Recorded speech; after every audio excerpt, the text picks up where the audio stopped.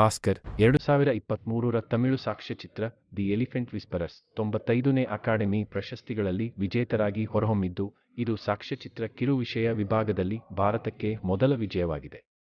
ಕಾರ್ತಿಕಿ ಗೊನ್ಸಾಲ್ವೆಸ್ ನಿರ್ದೇಶಿಸಿದ ನೆಟ್ಫ್ಲಿಕ್ಸ್ ಸಾಕ್ಷ್ಯಚಿತ್ರವು ಟ್ರೋಫಿಯನ್ನು ಸ್ಕೂಪ್ ಮಾಡಲು How Do You Measure a Year, the Martha Mitchell Effect ಮತ್ತು ಸ್ಟ್ರೇಂಜರ್ ಅಟ್ ದಿ ಗೇಟ್ ಅನ್ನು ಅತ್ಯುತ್ತಮವಾಗಿ ತೋರಿಸಿದೆ. ನಮ್ಮ ನೈಸರ್ಗಿಕ ಪ್ರಪಂಚದ ನಡುವಿನ ಪವಿತ್ರ ಬಂಧಕ್ಕಾಗಿ ಮಾತನಾಡಲು ನಾನು ಇಂದು ಇಲ್ಲಿ ನಿಂತಿದ್ದೇನೆ. ಸ್ಥಳೀಯ ಸಮುದಾಯಗಳ ಗೌರವಕ್ಕಾಗಿ ಮತ್ತು ಇತರ ಜೀವಿಗಳ ಬಗ್ಗೆ ಸಹಾನುಭೂತಿಗಾಗಿ ನಾವು ಜಾಗವನ್ನು ಹಂಚಿಕೊಳ್ಳುತ್ತೇವೆ ಮತ್ತು ಅಂತಿಮವಾಗಿ ಸಹಬಾಳ್ವೆಗಾಗಿ ಎಂದು ಗೊನ್ಸಾಲ್ವೆಸ್ ತಮ್ಮ ಸ್ವೀಕಾರ ಭಾಷಣದಲ್ಲಿ ಹೇಳಿದರು. ನಿರ್ದೇಶಕರು ಅಕಾಡೆಮಿ ನಿರ್ಮಾಪಕ ಗುನೀತ್ ಮೊಂಗಾ ಅವರ ಕುಟುಂಬಕ್ಕೆ ಧನ್ಯವಾದ ಅರ್ಪಿಸಿದರು ಮತ್ತು ಗೆಲುವನ್ನು ಅರ್ಪಿಸಿದರು.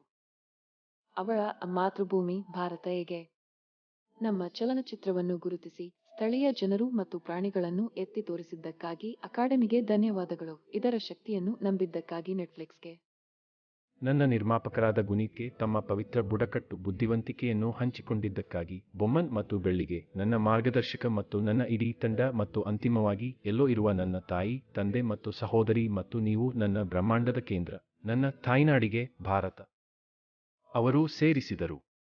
ದಿ ಎಲಿಫೆಂಟ್ ವಿಸ್ಪರರ್ಸ್ ಎರಡು ಪರಿತ್ಯಕ್ತ ಆನೆಗಳು ಮತ್ತು ಅವುಗಳ ಪಾಲಕರ ನಡುವಿನ ಅವಿನಾಭಾವ ಬಂಧವನ್ನು ಚಿತ್ರಿಸುತ್ತದೆ.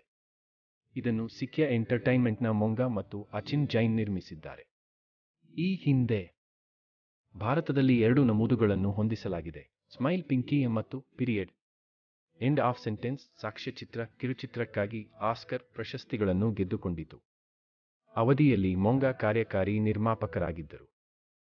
ಇದು BHI ಕನ್ನಡ ವಾಹಿನಿ. ದಯವಿಟ್ಟು ಲೈಕ್ ಮಾಡಿ ಮತ್ತು ಚಂದಾದಾರರಾಗಿ ಎಲ್ಲರಿಗೂ ಧನ್ಯವಾದಗಳು.